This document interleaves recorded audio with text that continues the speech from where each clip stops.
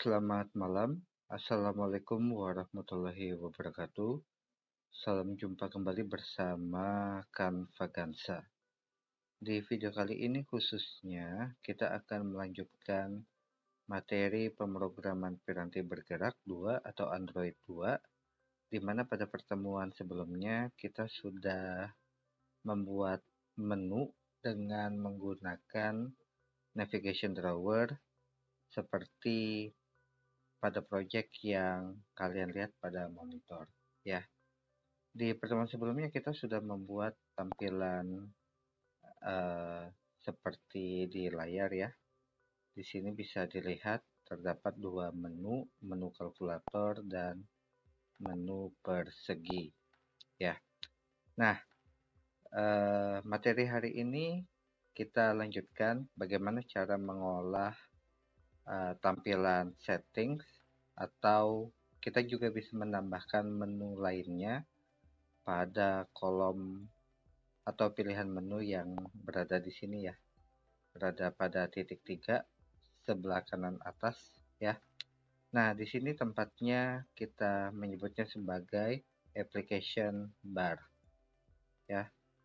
Namun sebelum kita masuk ke materi application bar, saya sedikit membocorkan ya, lebih tepatnya karena di pertemuan sebelumnya memang tidak saya sampaikan, di mana banyak dari kalian yang tidak bisa beralih pada tampilan fragmennya pada saat memindahkan atau memilih menu lainnya pada navigation bar yang ada di sini ya.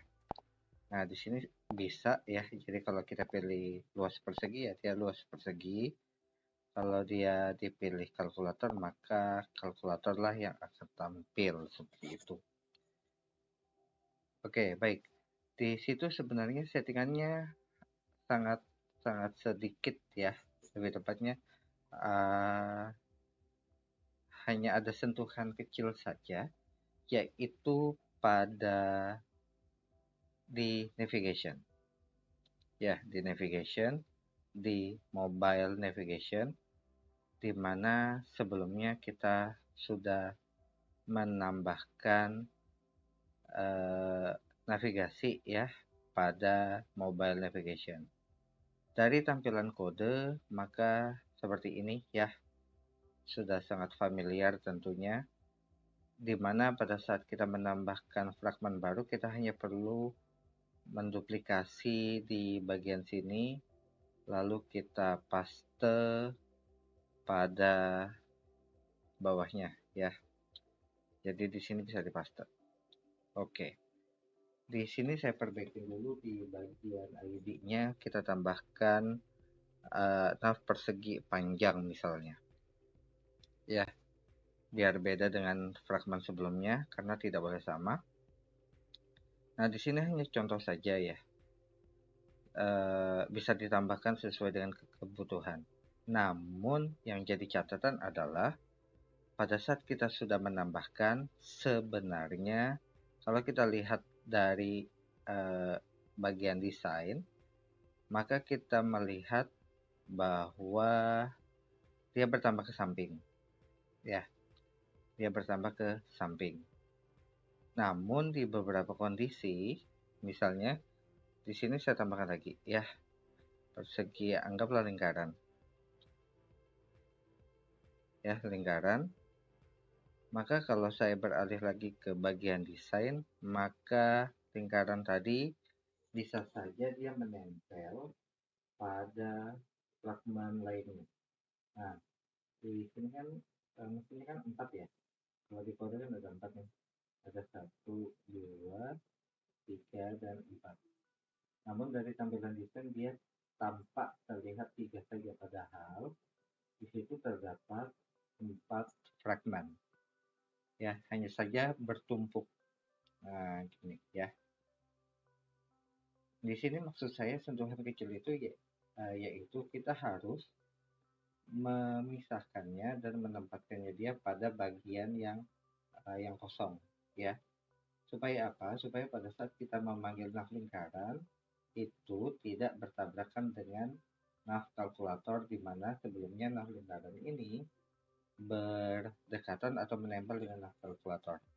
Nah, hal itulah yang menyebabkan pada saat kita menekan atau memilih objek yang lain, maka dia tampak tidak berpindah, sebenarnya berpindah aja. Cuman karena dia menempel, maka yang terbaca adalah yang di bawahnya, seperti itu. Baik, hanya itu aja sentuhan kecilnya. Baik, di sini saya kembalikan ke tampilan sebelumnya. Oke, kita hanya menggunakan dua menu seperti yang ada pada layar ya, kalkulator dan luas persegi. Kita kembalikan ke sebelumnya. Nah, di sini kita lanjutkan untuk materi application bar, yaitu dengan menggunakan project ini. Buat yang belum punya atau lupa menyimpan project yang kemarin, dapat mendownload project yang sama dengan apa yang saya pakai saat ini pada Google Drive saya tentunya, dimana linknya nanti dapat kalian lihat pada kolom deskripsi. Ya, jadi di sini adalah file yang sama mentahan dari materi yang nantinya akan kita bahas. Ya, jadi tinggal dilanjutkan aja, download materinya, coba dipakai di PC atau laptop masing-masing. Silakan dicoba mengikuti step by step pada video kali ini. Oke, baik, kita lanjut ke materinya. Untuk mobile navigation saya tutup. Oke, di sini tampilan main activity. Sebelumnya kita kembali ke tampilan yang ada di sini ya, tampilan emulatornya. Di tampilan emulator kita bisa melihat pada simbol titik 3 pada kanan atas ya, di situ application bar hanya ada satu pilihan menu, yaitu settings.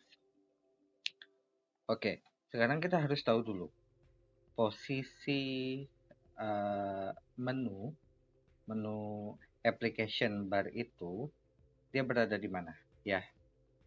Oke, jawabannya yaitu dia berada pada folder atau package menu ya, pada resource, lalu buka saja, cari folder atau package folder menu, di mana di dalam folder tersebut terdapat dua file. Yang pertama activity main drawer yang berisikan menu untuk navigasi bar yang di sebelah kanan ya. Nah, ini navigasi bar, dia berada di sebelah kanan, di sebelah kiri project ya. Oke, dan untuk sini saya tidak akan bahas karena sudah dibahas pada 2 pekan sebelumnya. Bahkan kita lanjut ke file yang lain ya, pada package menu, yaitu main XML. Nah, di sini saya tutup dulu. Oke, kita langsung buka main XML pada package folder menu, pada resource ya tentunya. Oke, nah di sini. Oke, di sini tampilannya langsung kode ya. Kalau saya coba kita lihat dulu untuk tampilan desainnya. Oke, di situ bisa dilihat bahwa titik 3 itu dia hanya memiliki satu pilihan menu lah ya, kita sebutnya, yaitu settings. Nah, di sini kalau mau ditambahkan, langkah-langkahnya kurang lebih sama dengan yang sebelumnya. Pada saat kita menambahkan menu pada navigation bar, yaitu kita beralih ke kode. Di situ kalian bisa lihat ada satu saja ya, ada satu item yang di dalamnya sudah terdapat ID milik action yang pertama. Ya, di sini action yang pertama atau isi dari application bar, yaitu action setting, seperti yang dapat kalian lihat pada monitor ya. Oke, di sini untuk titlenya settings ya, settings sama seperti penggunaan value string ya. Dibuka lagi catatannya. Oke, application setting bar ya. Oke, dengan item yang pertama kita pakai nama bawaan, nama default aja, yaitu action settings.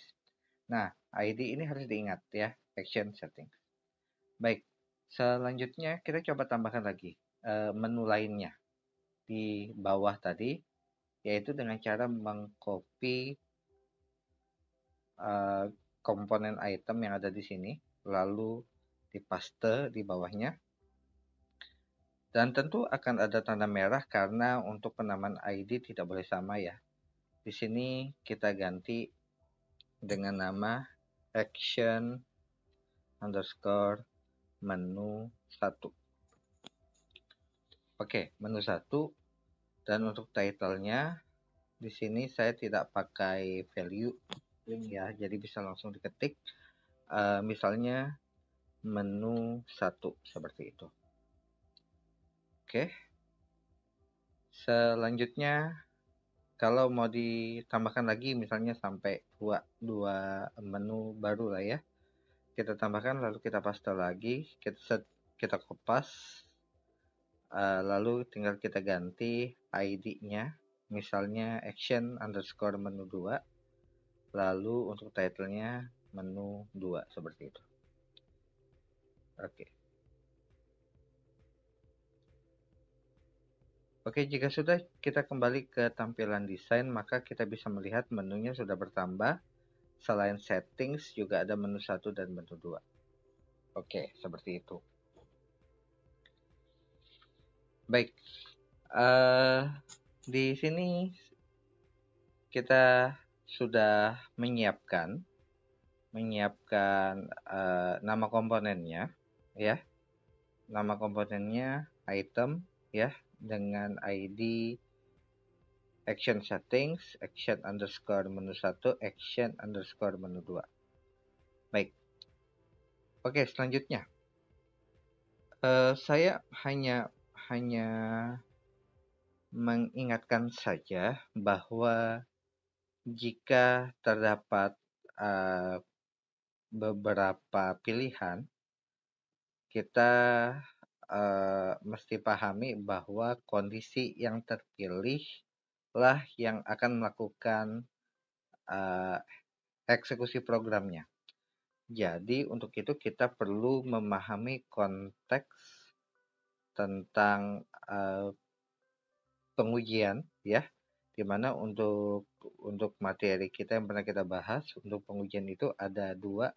Yang pertama kita menggunakan if then, yang kedua kita menggunakan switch case ya, dimana perbedaannya terletak pada kondisi pengujiannya. Kalau menggunakan if then dapat digunakan untuk nilai yang dinamis ya, seperti nilai mahasiswa mungkin untuk kasusnya, lalu nilai-nilai yang sifatnya numeric seperti itu ya, bisa lebih kecil, lebih besar, atau sama dengan. Nah, sementara kalau di sini hanya ada satu pilihan per masing-masing, maka kita dapat menggunakan model pengujian yang kedua, yaitu menggunakan switch case. Baik, jadi nantinya untuk switch case itu akan kita uji. Jika memilih action settings, maka perintahnya apa? Jika memilih menu 1, perintahnya apa? Jika memilih menu 2, maka perintahnya apa? Seperti itu. Oke, di sini kita simpan ya. Lalu kita beralih ke tampilan sini, ya, tampilan emulatornya. Lalu pertanyaannya, di mana tempat kita menambahkan pengujian untuk action bar yang ada di sini. Ya, di sini belum saya jalankan ya. Oke, kita jalankan dulu.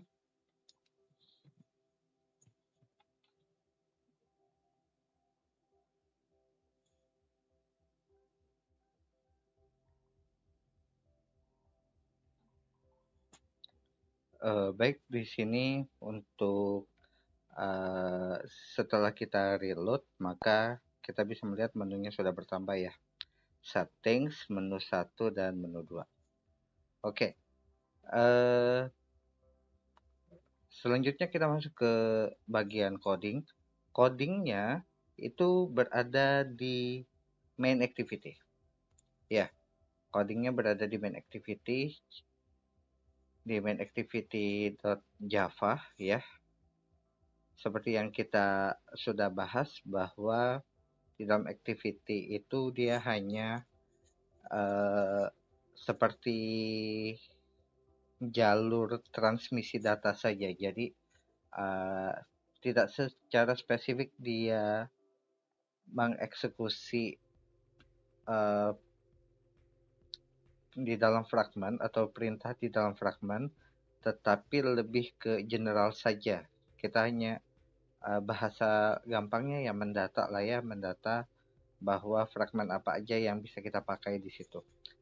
Makanya di dalam kita membuat navigation bar yang ada di samping kiri itu ya, kita bisa menambahkannya di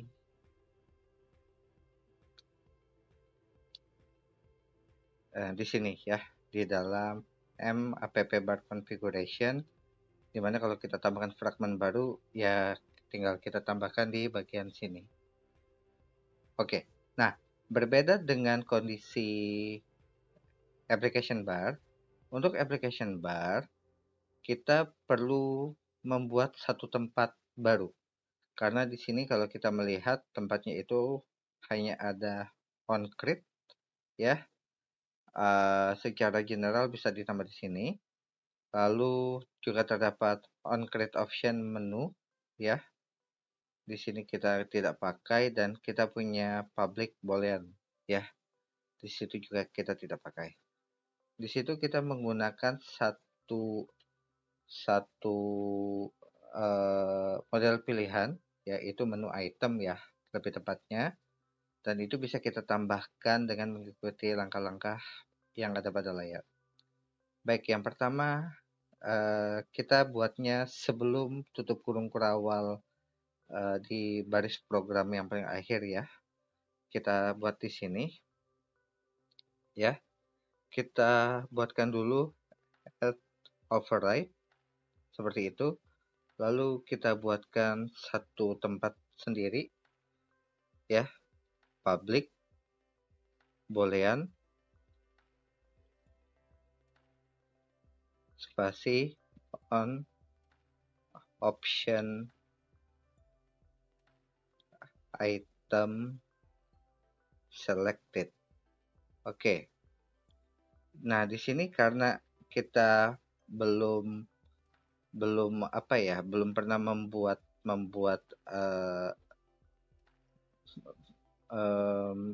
tempat function ini, maka untuk on option item selected silakan diketik langsung. Oke, karena belum terindeks ya. Oke, selanjutnya buka tutup kurung, kita tambahkan menu item, kita tab seperti biasa agar tidak terjadi kesalahan. Selanjutnya kita kasih spasi, kita beri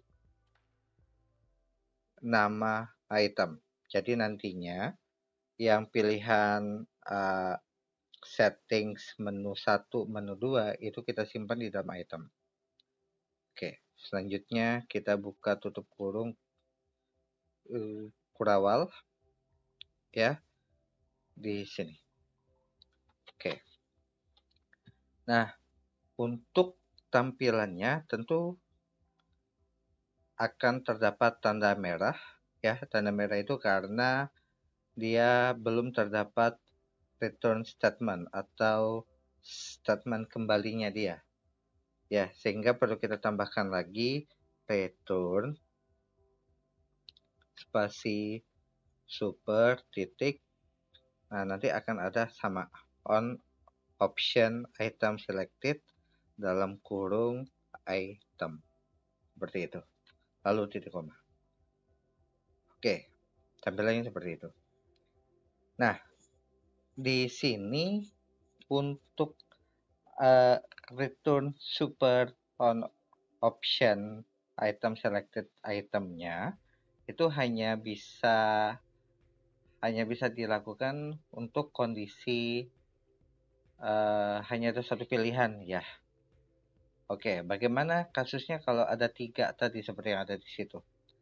Maka kita harus menempatkan return super on option item selected ini di dalam kondisi pengujian ya. Seperti yang sudah kita ketahui tadi ada tiga menu, ada settings, menu underscore 1, menu 1 dan menu 2. Oke, ini kita modifikasi sedikit nanti. Saya buatkan dulu untuk handle-nya ya. Dan di sini ada handle item selected-nya. Oke. Handle item selection maksudnya itu ya ruang untuk pengujiannya ya. Kita menggunakan switch, kita tambahkan variabelnya yang nantinya akan diisi dengan settings menu 1 dan menu 2 ya. Yaitu nantinya akan disimpan di dalam menu item dengan nama item titik get item ID seperti itu. Oke, jika sudah di belakangnya akan ada kurung, setelah tanda kurung akan ada tanda merah. Ini karena untuk kondisi pengujian switch, dia berada di dalam kurung kurawal sendiri, ya di dalam ruang selection-nya itu, di dalam ruang handle-nya. Nah, karena dia kondisinya diuji di masing-masing ujian tadi, kita harus menambahkan return-nya yaitu berada di dalam switch. Oke, seperti itu. Oke, nah di sini masih error. Memang masih error karena switch ini dia punya parameter punya apa ya? Punya memiliki komposisi sendiri tentunya sehingga return super on option item selected ini tidak dianggap dari bagian miliknya si switch ya karena memang belum selesai. Oke, kita buatkan dulu gini deh mungkin untuk lebih gampangnya ya. Di sini kita cut dulu. Di sini untuk switch-nya kita coba tambahkan yang pertama yaitu case r titik id titik action settings, di mana action settings merupakan salah satu item ID yang ada di sini ya di dalam main XML. Oke, harus sama ya. Selanjutnya setelah kita tambahkan maka kita kasih return spasi true. Oke. Nah, di sini lain lagi. Return true ini miliknya si case tadi. Ya. Sementara return yang akan kita tambahkan tadi adalah milik dari option item selected. Jadi secara generalnya. Kalau suite item ini kan hanya satu ya. Berarti kita harus kembali atau dia dapat mengeksekusi program yang ada di dalam action setting tadi. Oke. Lalu saya double spasi. Case yang kedua r titik id titik action menu 1. Lalu kita tambahkan lagi return spasi true. Ya, itu karena miliknya si case action menu 1. Kita tambahkan lagi case r.id action menu 2. Sama, kita tambahkan lagi return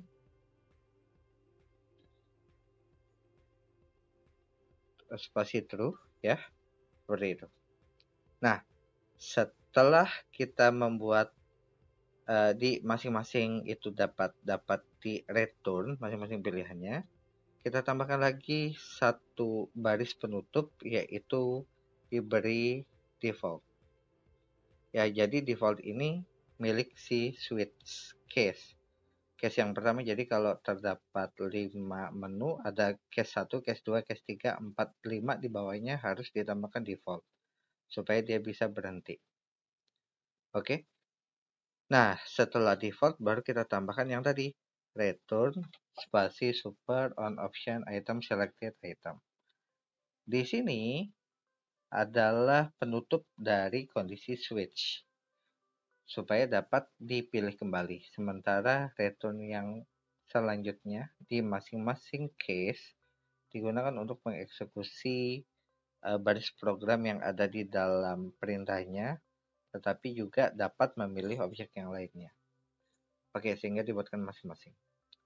Nah, sekarang kita coba dulu untuk menguji ketika action settingnya diklik, maka dia menampilkan apa. Ya, jika action menunya diklik, maka menampilkan apa. Lalu jika action menu 2-nya diklik, maka menampilkan apa. Oke, tempat penulisan baris programnya yaitu sebelum return di masing-masing case. Silakan di enter sebelum return ya. Kita hanya tampilkan toast saja. Toast titik make text, konteksnya this tentu saja, teksnya yaitu settings. Ya, seperti itu. Lalu toastnya kita pakai length short saja, titik show seperti itu. Oke. Sementara kalau yang di menu 1 kita bisa langsung mengkopikan dari action setting, yaitu di sini. Ya, tempatnya sama sebelum return di masing-masing case. Nah, di sini saya ganti menu 1. Lalu di bawahnya menu 2.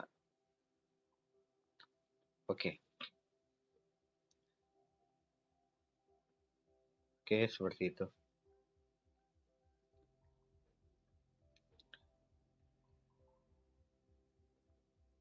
Oke, jadi kesimpulannya di masing-masing switch case itu atau case pilihan tadi, kita bisa melakukan pemanggilan baris program untuk menampilkan toastnya, tapi bisa juga kita mungkin beralih halaman ya dengan intent bisa, atau kita bisa juga menggunakan fragment yang ada di sini.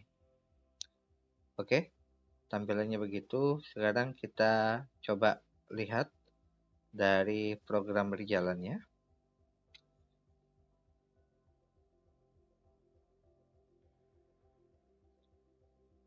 Oke, di sini langsung saja kita buka application bar, settingnya kita klik, maka tampilan toastnya ada di bawah ya.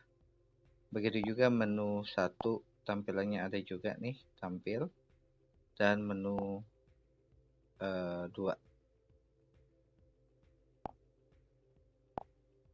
Menu 2 ya, berhasil. Oke, jadi seperti itu. Kita sudah berhasil menguji di masing-masing pilihan optionnya. Oke, kita lanjut ke percobaan yang lain. Nah, sekarang di sini kita modifikasi lagi di main XML-nya. untuk menu 1 kita ganti captionnya saja ya, untuk ID-nya biarkan aja, yaitu kalkulator. Sementara di menu 2 kita tambahkan lagi persegi. Oke, persegi dan kalkulator. Jadi tampilan desainnya nanti seperti ini. Ya. Biar saya samain aja ya, bukan persegi ya, tapi luas persegi. Oke. Luas persegi seperti itu. Oke.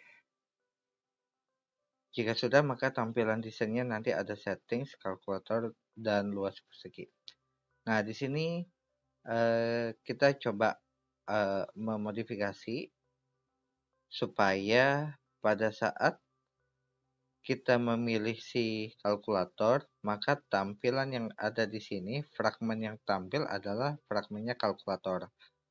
Apabila kita memilih luas persegi, maka yang akan tampil adalah fragmen luas persegi, seperti itu. Oke. Baik, kita lanjut ke Java-nya. Nah, Java-nya tadi atau main activity-nya, kita perlu menambahkan baris program tersebut di masing-masing case. Kita mulai dari yang pertama, menu 1. Menu 1 tadi yaitu kalkulator ya. Jadi saya tampilin dulu untuk tools-nya. Dan menu 2 tadi yaitu luas persegi. Oke, selanjutnya kita tambahkan perintah pemanggilan fragmen ketika action menu 1 atau kalkulator dipilih, maka yang ditampilkan yaitu navigasi milik si kalkulator. Sementara untuk menu 2, navigasi miliknya si luas persegi. Baik, di sini tepatnya sebelum return pada action underscore menu 1, disinilah kita tambahkan. Ya, kita tambahkan navigasi ke nav underscore kalkulator. Ya. Oke. Lanjut. Oke, kita panggil dulu nama komponennya yaitu nav controller spasi nav controller dalam kurung konteksnya yaitu this, r titik id titik nav host fragment content main, seperti itu. Ya. Sebentar, ini ada merah. Oke. Nav controller, saya lupa di bagian sini. Nav controller navigation, ya, navigation titik find nav controller dalam kurung this. Nah, itu konteksnya sudah bisa ya, tadi error. Saya lupa menambahkan navigation ya. Kemudian kita ketik lagi yang tadi, r titik id titik nav host fragment main, seperti itu. Lalu titik koma. Oke. Kita hanya perlu menyimpan navigasi yang mengarahkan ke dalam host fragment content main. Nah, di dalam nav host fragment content main inilah tersimpan semua fragmen yang sudah kita buat. Ya, berarti di sini tinggal kita panggil. Yaitu nav controller titik navigate dalam kurung r titik id titik nav yang mana, karena nav yang kita mau arahkan di action 1 adalah kalkulator, maka kita pakai nav kalkulator. Oke, cukup seperti itu aja. Ya, tampilannya seperti itu. Ya, nav controller, spasi nav controller sama dengan navigation, find nav controller, dan selanjutnya seperti itu. Nah, di sini dia hanya akan mengarahkan pada nav kalkulator saja. Jadi, case yang pertama dia menampilkan TOS, case kedua dia beralih ke tampilan si kalkulator, dan menu action 2 dia hanya menampilkan TOS saja. Oke, kita coba jalankan. Oke, secara default ya tampilan kalkulator ya. Saya kembali ke luas persegi lah. Oke, supaya kita bisa coba. Pada saat saya pilih settings, ya tampilannya settings ya dalam bentuk TOS. Kalau luas persegi masih TOS juga. Sementara kalau di kalkulator, maka dia pindah ke tampilan kalkulator atau fragmennya kalkulator. Oke, seperti itu. Luas persegi lagi, klik, pilih action application bar, kalkulator, maka tampilannya kalkulator. Oke, seperti itu.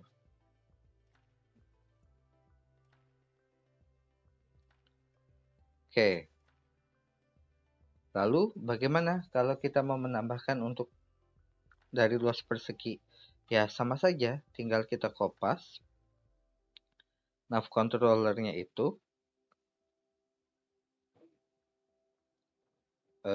Saya tambahkan keterangan navigasi ke nav underscore luas persegi. Oke. Yang tadi kita paste. Nah, di sini akan merah nih. Ya, karena dia sudah dipakai. Berarti kita coba pakai diberikan ID yang berbeda ya. Nav controller 1 misalnya. Dan untuk nav controller yang di sini dia 1 juga. Oke, selanjutnya tinggal kita ganti navigate-nya ke arah mana, yaitu nav underscore persegi. Oke, seperti itu. Sama saja, berarti tinggal dikopas dan diganti variabelnya dan disesuaikan navigate-nya. Oke, kita coba jalankan. Oke, di sini langsung saja kita masuk ke application bar-nya. Saya pilih settings, tampil yang tadi, TOS-nya. Saya beralih ke luas persegi. Dia kembali ke sini ya, luas persegi. Lalu kita coba lagi ke kalkulator. Dia juga akan mengarah ke kalkulator. Oke. Oke, seperti itu materi kita, hanya tinggal melanjutkan dari project yang kemarin. Silakan download projectnya di Google Drive saya. Linknya sudah saya tambahkan di bagian deskripsi. Silakan di download. Tinggal mengikuti langkah-langkah yang barusan kita pelajari ya. Hanya ada 2 tempat yang kita fokus, yaitu di main XML kita tambahkan dulu menunya, dan di bagian main activity kita tambahkan public boolean on option item selected, seperti itu. Oke, cukup materi kita pada video kali ini. Terima kasih atas kesediaan waktunya. Sampai bertemu di kelas offline pasca UTS. Salam sehat dan sukses untuk kita semua.